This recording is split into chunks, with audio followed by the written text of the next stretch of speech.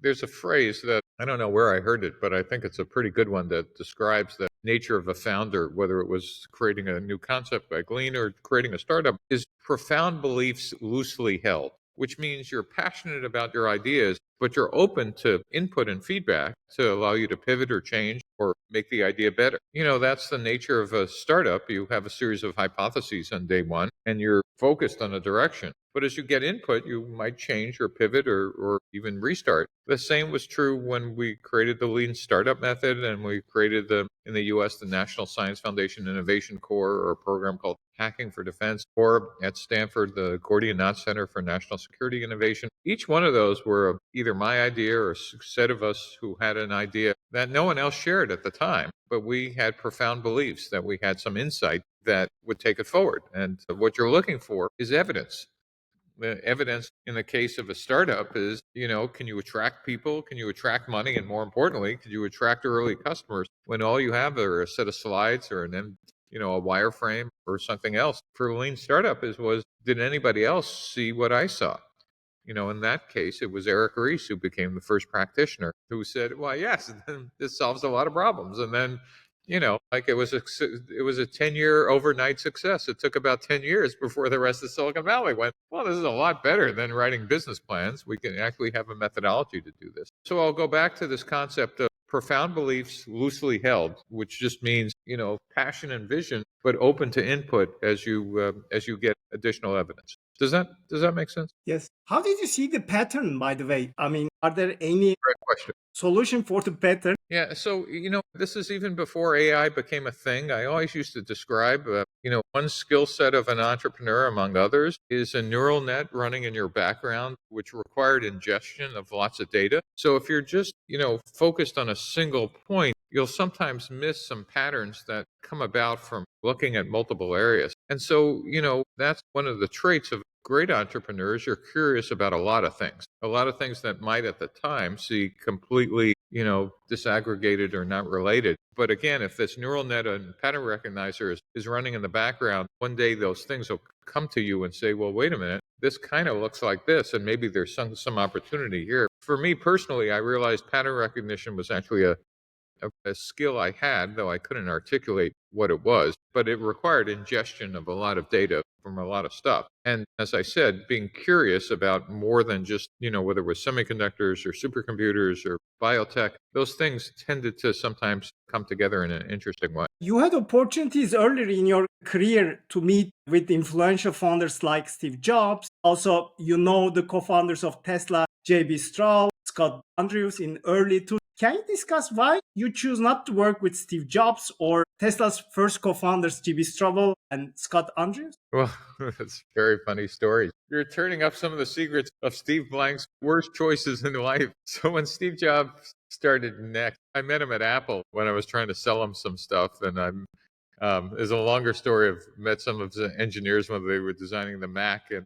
they actually designed one of the chips. I was manager of it in one of my chip companies. But Steve used to take people out for interviews and long walks. And back then, Next was in a town called Redwood City near the Bay. And we went for a walk. And about, I don't know, 5 minutes into the walk, we both decided simultaneously that this would be a bad idea for me working for him. I decided that as a marketeer, that wouldn't be my job. My job would be to do whatever marketing Steve Jobs wanted to do. And Steve Jobs realized immediately that I wouldn't be doing what he wanted to do. And there could only be one marketeer in the company. So he said, what do you say we turn around and walk back? And when I came back, my friend, who was the VP of engineering at the time, John Rubenstein, said, that's the shortest interview I've ever seen Steve have. And I said, well, for good reason. So the answer was I didn't turn down working for Steve Jobs. He quickly decided, probably a nanosecond before I did, that this would be a bad idea. The Tesla story is actually more fun. After my 8th startup, I met somebody who was running, I think it was Nissan's Automotive Research Center in Silicon Valley, Scott Andrews, who had this idea about electric cars way before most people had actually been thinking about it. And he had sketched out on a napkin for me the difference between a hybrid or a pure electric vehicle. And pretty quickly, we decided that maybe we should do a car startup as my 9th startup. And so we were sitting in an office I had down the street from my house, and we found recent graduate of Stanford, a kid who was driving a Porsche, but attached to the Porsche was a battery pack and a trailer. And so he had electrified his Porsche driving around Palo Alto. And the kid's name was JB Straubel. And JB, of course, went on to be the CTO and co founder of Tesla. And JB and I and Scott must have worked, I don't know, 3-4 months on this electric vehicle startup until I realized a couple of things. One was it was probably, and again, this was my brilliant observation, it might take 10 years and $50 million to do this company. I was off by about 2 decades and about often the amount of capital we would need. But most importantly for me, I realized that I no longer had the passion and interest to commit to a startup at the level that was necessary. In the United States, there's something called a red-eye flight, which means you would fly at nighttime, overnight, from one coast of the United States, from California to New York and vice versa, to make a meeting in the morning. And I would do that often when I was a passionate entrepreneur. I'd call somebody in the afternoon and from California, set up an 8 a.m. meeting, take a red eye, and literally come back to California that same day because it was an important meeting. I realized after my 8th startup, I had become maybe too successful and too old to want to do that. And I was going to be competing with other entrepreneurs who would do that.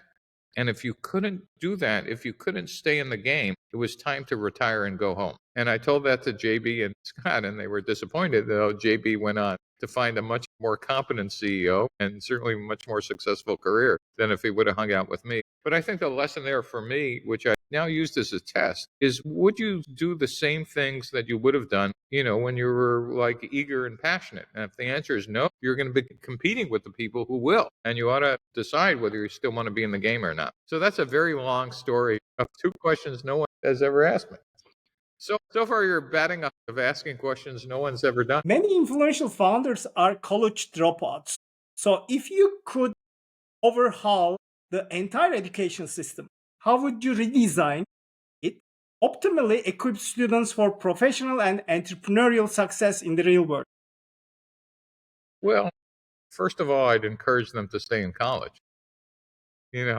Um, dropping out and being successful is kind of like, the survivors tend to tell the tale. It doesn't describe the career path of others who've dropped out and haven't been successful. So, while it makes great stories, I'm not sure it's the optimum path. That said, for those who stay in school and are interested in being an entrepreneur, and most do what I'm about to suggest, getting both a theoretical background, whether it's computer science or mechanical engineering or biotech, but also getting some hands-on experience inside of university of actually building things, and not only things, but actually building teams. That is, a startup is not an individual activity. It's a team effort. Is trying to figure out who are the types of people you like to work with or for. What's the culture that kind of, is it you all work at the same pace and whatever? Do you want to work with complementary skills or everybody has to be the same? And what's it like actually to experience failure even when you're in college? Because everything doesn't unfold like the press stories about great successes. Most startups fail. And the successful entrepreneurs are the ones who know how to deal with failure and adversity and actually get up and do it again and again. Learning that while you're still in school is probably some of the best experience you could get. But I wouldn't just overemphasize the technology part. I would emphasize the other part, the team building part, the hands-on part, the learning how to talk to customers part, etc. Does that make sense? Yes. You also resembled the entrepreneurs as artists, and teaching entrepreneurship is also should be in the early years of education. Should you explain it? Yeah, it's one of the things I observed early on when I stopped actually being an entrepreneur and then started teaching entrepreneurship was a couple of my friends, who knew me as an entrepreneur would laugh. They said, "Steve, you can't teach entrepreneurship, like you got to be born an entrepreneur." And I was kind of confused because I was teaching entrepreneurship, but I didn't really they were right. I really didn't have a theory about why was it that I thought you could teach, this endeavor to others. And so I started looking at what were some parallels to what I really believed was an art and a craft rather than, that is, being a founder. And we're talking about being a founder or a part of a founding team. It is not like being an accountant, right? It's, where there's a set of rules and day-to-day things, you know what to do, etc. Entrepreneurship and founders are closer to artists, as you said. And what I meant by that, you know, artists see things that other people don't. Musicians hear things and composers hear things that, other people don't. Authors can envision a novel and, it's basically for all of them, the art of creation of that art is simply getting out that passion and writing it down and putting it in place. Or a painter is exactly that. In fact, the best story is when someone went to Michelangelo's studio and they saw a 12-foot block of marble and they said, "What's that?" And Michelangelo was reported to say, "Well, that's the most beautiful sculpture in the world." And they said, "It's a 12-foot block of marble." And he said, "Come back in 3 years." And they came back in 3 years, and that 12-foot block of marble had been transformed into something called the Pieta, which, if you've seen it in Rome, is the most beautiful sculpture in the world. And they said, "How did you do that?" And he said, "I just removed the stone around it." Well, that's what founders do. They remove the stone around their vision, removing all these obstacles they see at a time. And so if you think about how do artists get trained, I started thinking about what did we learn how to train artists?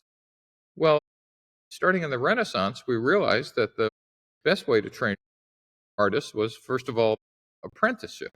That is, you would sit at the feet of a master and you would start to do things, right?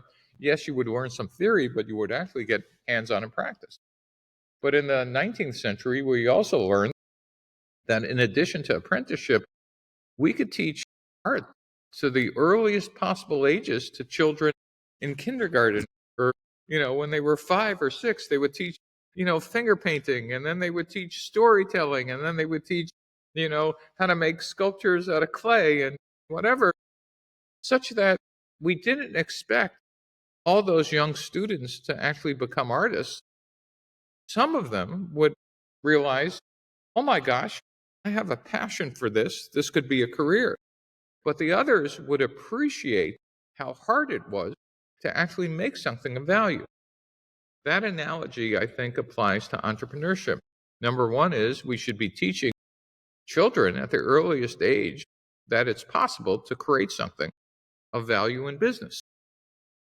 You know, whether it's a candy stand, a lemonade stand, selling something, or a small business, etc. But even if they don't succeed, they will appreciate how difficult it is to do that.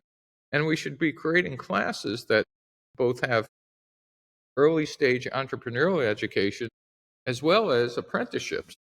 Does that make sense? It's a long story about entrepreneurship, and training founders are like training artists.